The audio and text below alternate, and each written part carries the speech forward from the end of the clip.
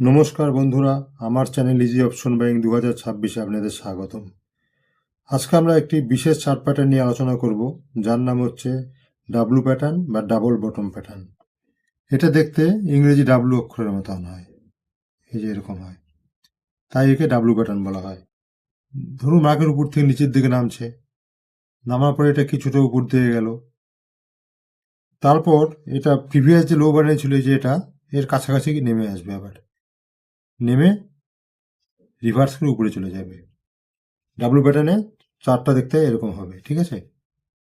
আর এই যে জায়গাটা আপনারা দেখতে পাচ্ছেন, এটাকে বলা হচ্ছে নেক লাইন।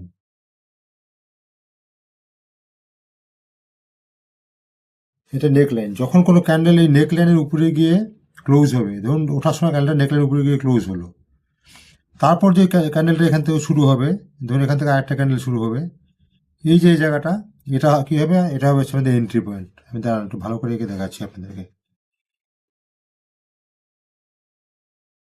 ধরুন এই ডাব্লু প্যাটার্ন, এই উঠলো, নেকলাইনটাকে ক্রস করলো, এই ক্যান্ডেলটা এখানে শেষ হলো, এবার এখান থেকে আরেকটা ক্যান্ডেল শুরু হবে, এই যে ক্যান্ডেল শুরু হলো, এই যে এখানে যখন এই ক্যান্ডেলটা শুরু হবে যে নেকলাইনের উপরে, সেটা হবে হচ্ছে আমাদের এন্ট্রি পয়েন্ট। বোঝা গেল? এখানে আমরা ট্রেডিংয়ে প্রবেশ করব। একটা কথা মনে রাখবেন, এই যে ক্যান্ডেলটা নেকলাইন ক্রস করছে সেটা ক্লোজ না হওয়া পর্যন্ত তো আমরা কখনোই এন্ট্রি নেব না। অনেকে কি করে, এই নামলো, এই উঠলো, এই নামলো, এই ধর এটা রানিং আছে কিন্তু এখনো শেষ হয়নি, এই ক্যান্ডেলটা উঠছে, নেকলাইন ক্রস করলো, ক্যান্ডেলটা কিন্তু এখনো রানিং আছে, শেষ হয়নি এখনো। ভালো, নেকলাইন ক্রস করে গেছে, এখানে আমরা এন্ট্রি নিয়ে নিই। এটা কিন্তু কখনোই করবেন না, এটা একদম ভুল। কারণ যতক্ষণ এটা ক্লোজ হবে, আমরা তো জানি না এটা কোথায় গিয়ে ক্লোজ করবে, এটা রিভার্স নিয়ে এখানে নেমে আসতে পারে। কাজে যতক্ষণ নেকলাইন ক্রস করার পরে ক্লোজ না হচ্ছে, আমরা কখনোই কিন্তু এন্ট্রি নেব না। এই ক্লোজ হলো, নতুন ক্যান্ডেল এখানে শুরু হবে আবার, তখন আমরা কি করব? এখানে এন্ট্রি নেব। আর এই একদম যেটা লোয়েস্ট বটম, যেটা তার নিচে এই জায়গায় হবে আমাদের কি, এখানে হবে হচ্ছে আমাদের স্টপ লস। বোঝা গেল? তাহলে কি, ওই যে উপর থেকে নামলো, উঠলো, আবার নামলো, উঠলো, নেকলাইন ক্রস করলো, ক্যান্ডেল গিয়ে এখানে ক্লোজ হলো, নতুন ক্যান্ডেল শুরু হলো, এটা আমাদের এন্ট্রি, এখানে আমরা মার্কেটে এন্ট্রি নেব। আর একদম যেটা বটম তার নিচে এটা হবে হচ্ছে আমাদের স্টপ লস।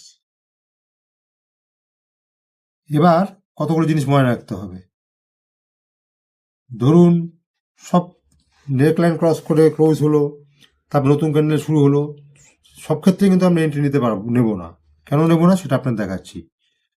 ধরুন এইভাবে একটা নামলো, উঠলো, এই নামলো, এই উঠলো, এখানে ক্লোজ হলো, এই নেকলাইন ক্রস করলো, নেকলাইন ক্রস করে ক্লোজ হলো, তারপর এখান থেকে আবার নতুন ক্যান্ডেল শুরু হলো, ঠিক আছে।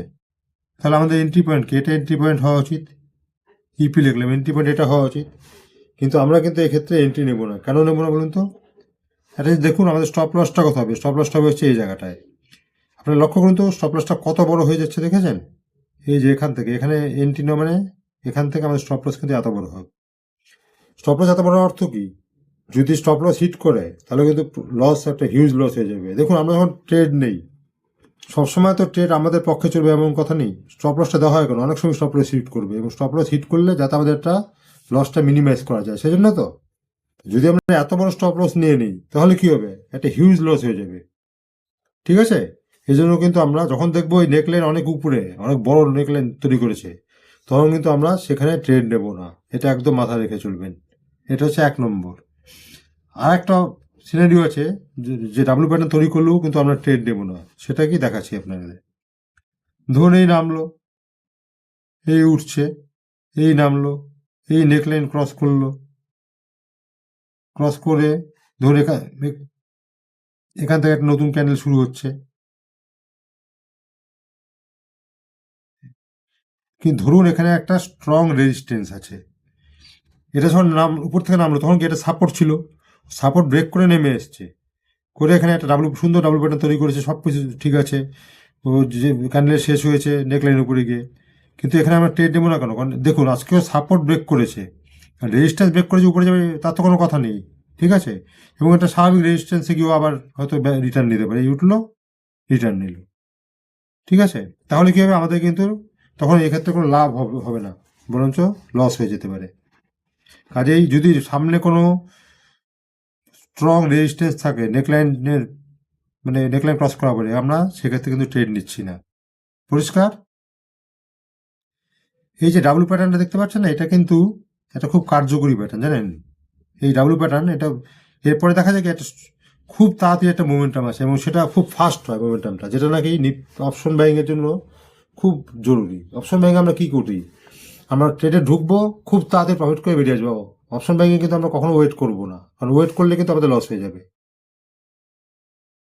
আচ্ছা, এতক্ষণ তো আমরা এটা হাতে কলমে দেখলাম, এখন চলুন আমরা একটু চার্টে এটাকে দেখার চেষ্টা করি ডাবল প্যাটার্নটা কিরকম হয়, ঠিক আছে।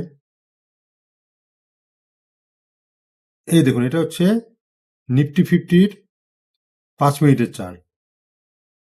আমরা এখন দেখি এখানে কোথাও ডাব্লু প্যাটার্ন তৈরি হচ্ছে কিনা একটু লক্ষ্য করি। হ্যাঁ, একটু খুঁজতে হবে, একটু দেখি দেন। এই যে দেখুন আপনার এই জায়গাটা ভালো করে লক্ষ্য, এই যে দেখুন এই জায়গাটা দেখতে পাচ্ছেন, এই জায়গাটা দেখুন, এই সুন্দর একটা ক্যান্ডেল নেমে আসলো, নেমে আসছে। এই যে উপর দিকে একটা গ্রিন ক্যান্ডেল উপর দিকে উঠলো, দুটো রেড ক্যান্ডেল দিয়ে আবার নামালো, আবার একটা বড় গ্রিন ক্যান্ডেল দিয়ে দেখুন নেকলাইন ক্রস করে গিয়ে যেখানে ক্লোজ হলো। এবার তারপরে যে ক্যান্ডেল শুরু, এই যে এই জায়গাটা, এটা হবে হচ্ছে আমাদের এন্ট্রি পয়েন্ট, ঠিক আছে। এবং দেখুন তারপর এখান থেকে এটা কোথায় চলে গেছে, এই এতখানি চলে গেছে দেখুন।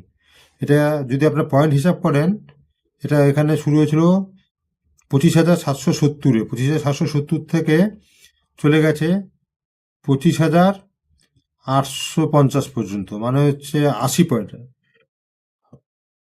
নিফটিতে 80 পয়েন্ট, মানে আপনারা অপশন নিয়ে গিয়ে কিন্তু এটা মোটামুটি 50 পয়েন্টের মতো পাবেন। 50 পয়েন্ট পাওয়া মানে কত, প্রায় ধরুন 3700 টাকা। কতক্ষণে, প্রত্যেকটা 5 মিনিটের ক্যান্ডেল 1 2 3 4 5টা, মানে 25 মিনিটে 3700 টাকা ইনকাম হয়ে যাবে এখানে।